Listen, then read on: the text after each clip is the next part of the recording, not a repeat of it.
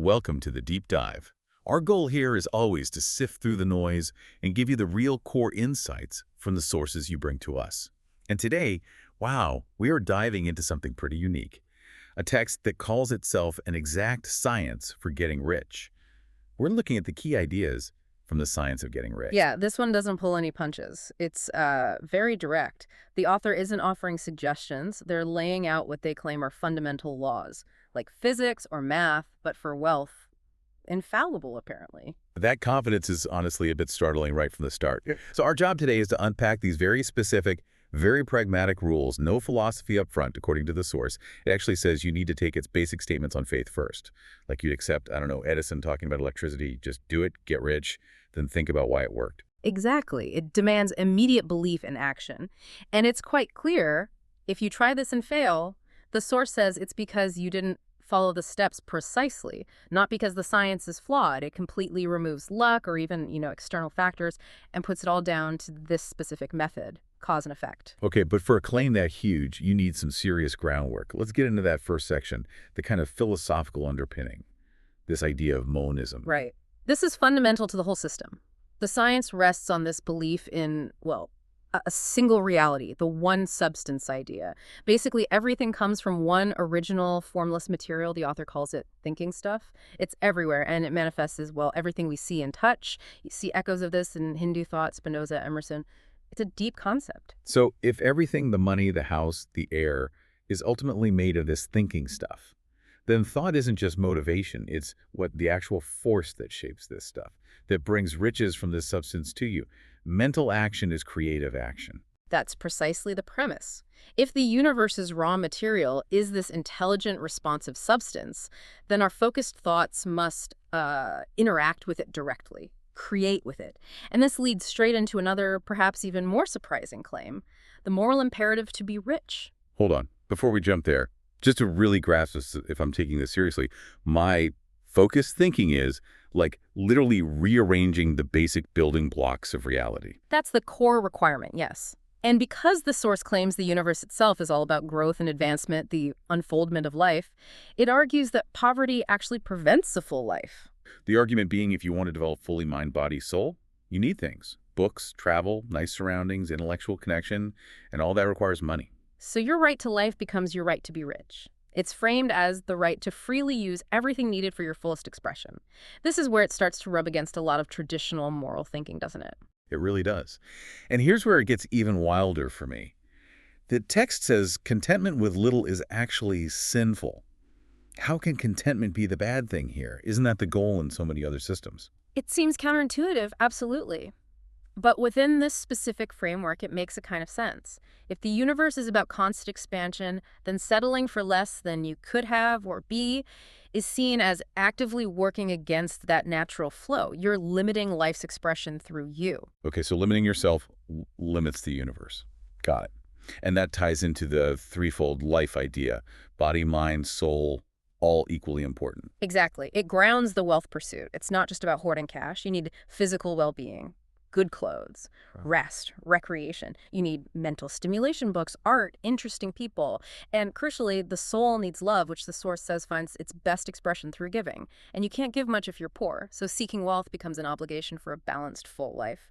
All right, let's shift to the how, the exact science part. The source starts by kind of clearing the decks, right? Dismissing common ideas about why people get rich. Yes, it has to eliminate other variables to make its case for a science. It argues wealth isn't mainly about your environment. You see rich and poor everywhere, side by side. It's not just talent. Loads of talented people are poor, and plenty of, let's say, average people get very wealthy. And it's definitely not just about being frugal or saving pennies. Many savers stay poor. Okay, so if it's not location, not talent, not just saving, then what? The source lands on this. Getting rich comes from doing things in a certain way, a specific method. And anyone who can read and understand can supposedly learn it. That's the absolute core rule. This certain way is how you interact with that monistic thinking stuff we talked about. It's the mechanism. But what about the real world? Limited resources, competition, someone else getting the opportunity. How does this science deal with scarcity? Well, the source is adamant. There is no scarcity in the formless substance. The supply is infinite. It uses this really striking image, claiming there were enough building materials just in the U.S. back then to build a palace the size of the Capitol building for every single family on Earth. Wow. Okay, that's a statement about potential abundance for sure. And opportunity isn't locked down either. It argues that even if one industry seems monopolized, like, say, steam trains were back then, new opportunities arise like electric railways or, at that time, agriculture. The tide of opportunity shifts, but it's always flowing somewhere. The individual just needs to align with it and act, regardless of what's happening to the masses. It keeps coming back to the individual's internal state and immediate actions. Okay, so let's get into the pillars, the mental and spiritual requirements needed to communicate with this formless stuff. Section 3. Right, Pillar 1. The clear mental picture. This isn't just vague wishing. You have to form a really precise, detailed image of what you desire. Your ideal life, home, situation. Crystal clear. I remember that story in the text about the poor man. He started small, just visualizing a new rug and a coal stove. And when they appeared quickly, he thought, whoa, I aimed way too low. Then he expanded his vision to this ideal home. So it's holding that finished picture, not the how-to, with purpose and, this is key, unwavering faith that it's already yours, on its way. Exactly. Then Pillar 2 is about using your will correctly. And there's a big warning here. Your willpower is only for yourself, to make yourself think the right thoughts and take the right actions. Using it to try and control or coerce other people is called flagrantly wrong. Mental manipulation, basically. Okay, that's a crucial ethical line. But where's the edge? If I visualize closing a specific deal, am I trying to coerce the other person? The text suggests the line is intention. Are you trying to dominate their will, or are you focusing on attracting the resources and favorable circumstances to you? The creative power moves things towards you. It doesn't make puppets of others. Your main job for your will is compelling yourself to think truth regardless of appearances. Thinking truth regardless of appearances? I mean, that sounds incredibly difficult. Yeah. Thinking wealth when you see debt.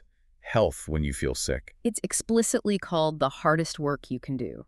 It takes real mental power and continuous effort to fend off doubt and fear, because those negative thoughts apparently create a counterforce, blocking the good stuff from coming. Okay. And Pillar 3, the Right. one that connects you harmoniously to this whole process, absolute gratitude. Yes, continuous, deep gratitude for everything good you already have, and even for the good that's on its way. It aligns your mind with the creative intelligence. But the instructions on who or what to be grateful for. Yeah. That's where it gets really challenging, especially for us today. You're told not to waste energy criticizing things like corrupt politicians or, what's the term, trust magnets. Yeah. Trust magnets, basically the big monopolists, the Rockefellers and Carnegies of that era.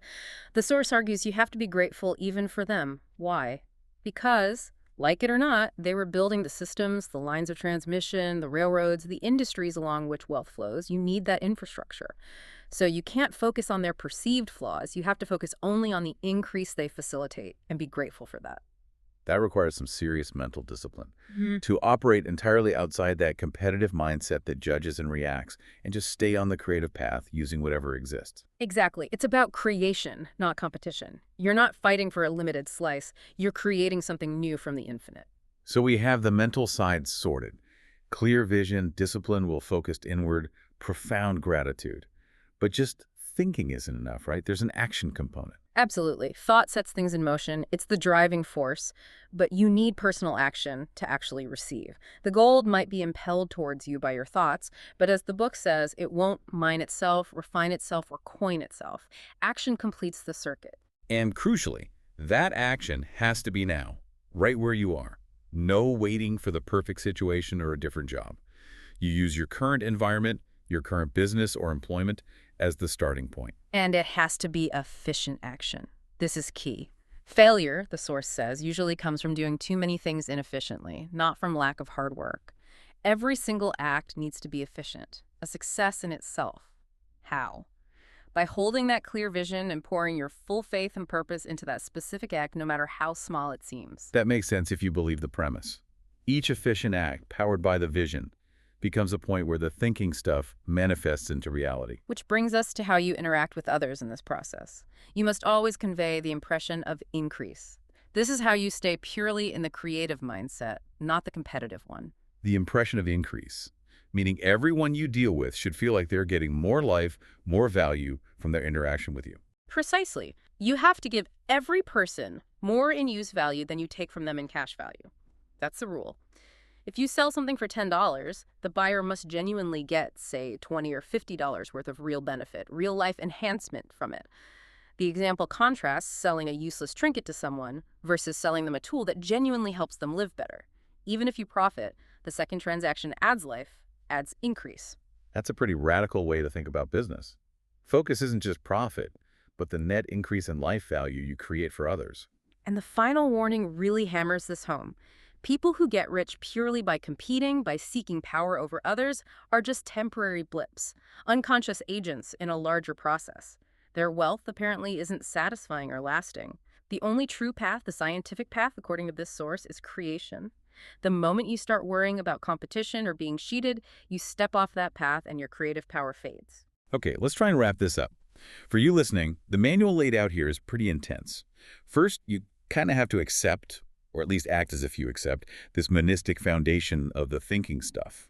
Then, form that super clear mental picture of what you want. Hold it with unwavering faith. Cultivate deep, constant gratitude, even for the systems and people you might normally criticize. And finally, combine all that mental work with efficient action, right now, in your current situation, making sure every interaction gives off that impression of increase.